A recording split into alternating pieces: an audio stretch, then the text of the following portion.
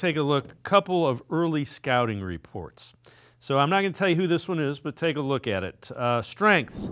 Has the arm strength to drive the far sideline outs and fades outside the number, force defenders to space with the field.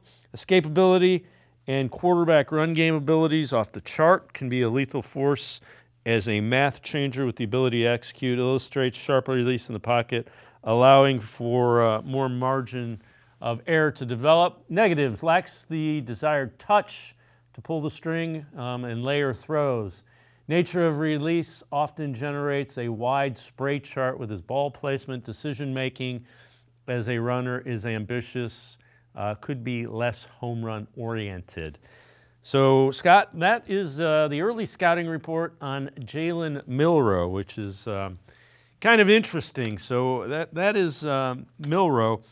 Let's take a look. This is going to be one from a couple years ago, and let's take a look at this. This is actually a scouting report from another quarterback who's in the league. Tough is the strength. Takes hit, doesn't get hurt. Durable, a winner. Weaknesses, very limited passer, struggles to see the field, poor vision, struggles to read defenses, slow to work through progressions, not an accurate passer, a one-read quarterback. Arm strength is average. That's the 2020 scouting report for Jalen Hurts, who will be making his second appearance in a Super Bowl since his time there. I play that because there are a lot of similar concerns. It goes to show you, scouting is not an exact science by any means. No, and things can be negatives and turn into positives, or be negatives and don't show up as much in the NFL because you get good coaching and they hide those. And obviously Jalen Hurts has been on a team that's got a great roster and a bunch of talent around him, and they haven't asked him to make a ton of throws, especially this year. It's been obviously a lot of Saquon Barkley. But Chris Easterling from the Akron Bacon Journal actually texted me last night and said Hurts is the upside for Jalen Milroe. And that's a pretty good upside. So, there's some negatives on Milroe when you read the scouting report. But there's a lot to like. Obviously, Tommy Rees knows him really well. Spent that year with him at Alabama, the new Browns coordinator. So, running quarterback is going to be part of this.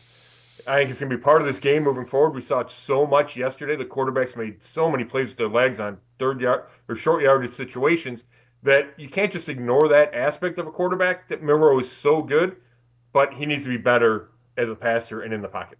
All right, so I kind of was leading into this before. Now let's hear Tony Grossi, which way he thinks the Browns are leaning with the rookie, actually quarterbacks in the draft. I think he's the odds-on favorite. This looks like an Andrew Berry quarterback. That's what Correct. you're trying to say. I mean, he's been, what does that mean? Well, he's been compared to Jalen Hurts. That's the organization that Andrew adores. Anything they do, he thinks is the right thing. Right. So Fine. there's Jalen Hurts, but he's bigger. He's almost as big as he's like he's Lamar. every bit of 225. Yeah. Yeah. Dane Brugler said he could be an NFL running back if he just became a running back. Yeah. I mean, no one's talking about that. That sounds like our quarterback right there. And so again, it's Jalen Milroe. The other thing is there's another comp from Jordan Palmer, who's his quarterback coach, who said he could see the similarities between Milroe and Lamar Jackson. I would like that if the Browns drafted him. I'm not sure I see that, but again, it's not an exact science. It's not. And I went back and I started trying to watch these quarterbacks, and I think I made it through half of one of Alabama's games, or it was actually the LSU game, and I started recording it late, and they were up. They wound up winning big. So I probably saw him for a quarter and a half. And he was great when I was watching. Every throw was ripped. You could tell he's got a big arm. He made plays with his legs. But then you talk to people, and there's other games where he turns it over, and he doesn't make good decisions. And so that's what you get with these imperfect quarterback prospects, and you have to weed through it and see if, okay, is he the type of guy that's going to work to get rid of those deficiencies and improve those deficiencies. He measured at the Senior Bowl today, and his hand's not big. And we could argue about whether that matters or not, but it's something that every organization takes into account. So if he's a Lamar Jackson, Michael Vick type runner, that's something, right? Like that. That's not just something you can dismiss. You have to take that into consideration, but it can't be the end all be all. Lamar Jackson has gotten to the point where he's an MVP because he sits in the pocket and makes big time throws. Yes, he does the running stuff too, but he can sit in the pocket and make throws. Hurts did that yesterday. Patrick Mahomes does that. Josh Allen does that. So you have to find the right combination. So I don't know. As far as is Andrew Berry, is he an Andrew Berry quarterback? I'm certainly not comfortable saying that.